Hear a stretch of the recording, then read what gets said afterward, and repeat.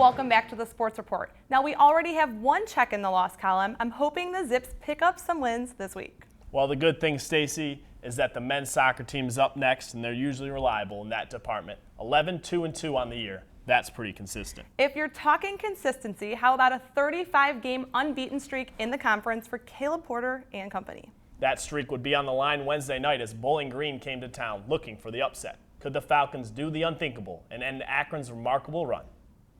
Wednesday night was a rainy one at Cub Cadet Field, but the fans braved the rain and the wind to watch the Zips take on the Bowling Green Falcons. Akron continued their trend of dominant possession, the first goal of the night in the 48th minute by who else but striker Darren Maddox. This was not the last time we would hear from Maddox. Darren's assist to junior Thomas Schmidt would further Akron's lead 2-0. Schmidt has 4 goals on the year. Akron outshot Bowling Green 8-0 in the first half and 10-6 in the second.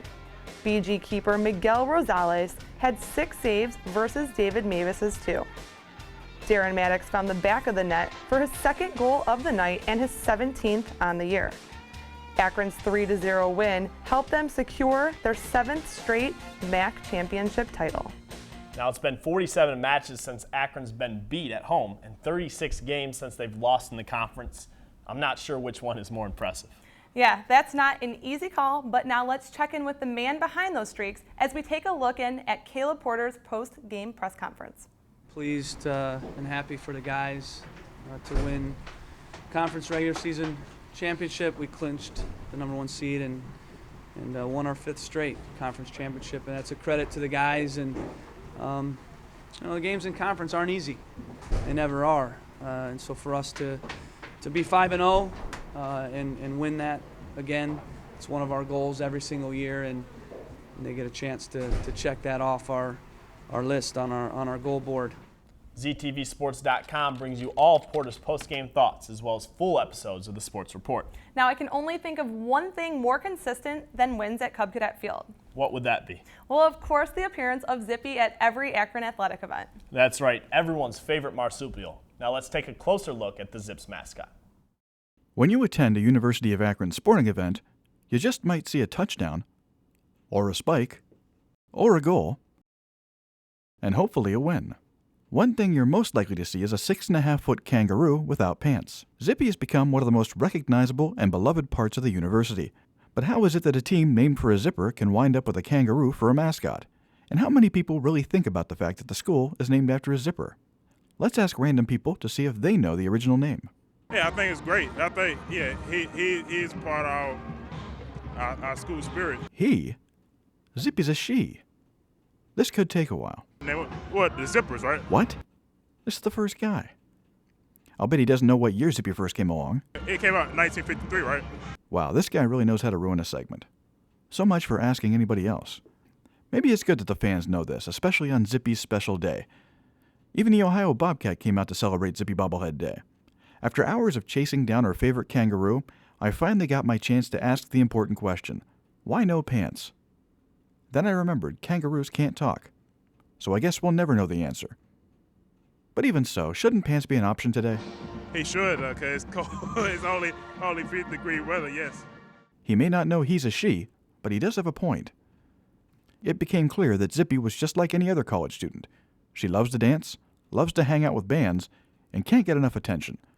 For the ZTV Sports Report, I'm Kevin Pitts. From our favorite off-the-field character to a few characters at the update desk, we send it over to David and Dee to fill us in on the week's national top 10 in men's soccer. Welcome back, ladies and gentlemen, to round 2 of Zips Update.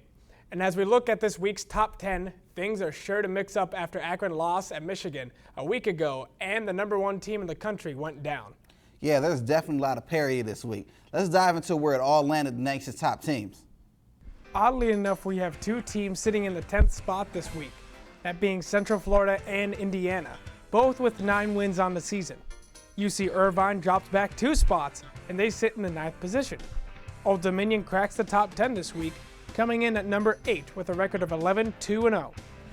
Number 7 is where Akron sits after an upset loss to Michigan last week and reeling off a couple wins in MAC play. South Florida jumped from 9 to 6th this week, currently with a record of 11-2-2. I definitely think there's a few teams in the 10 through 5 spots that can compete for a national title this season. A lot of these teams are impressive. Now let's jump into the front runners for the national title, this week's top 5 in the nation.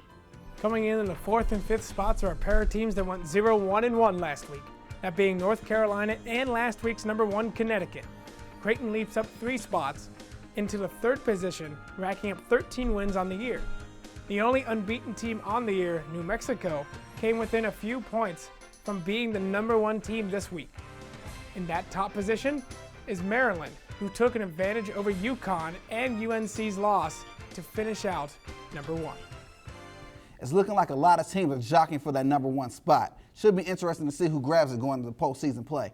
All I know is that the Zips are dangerous when they mention 2 words: College Cup. Absolutely, and we could talk about this all day, but I got 2 words for you: Zips trivia.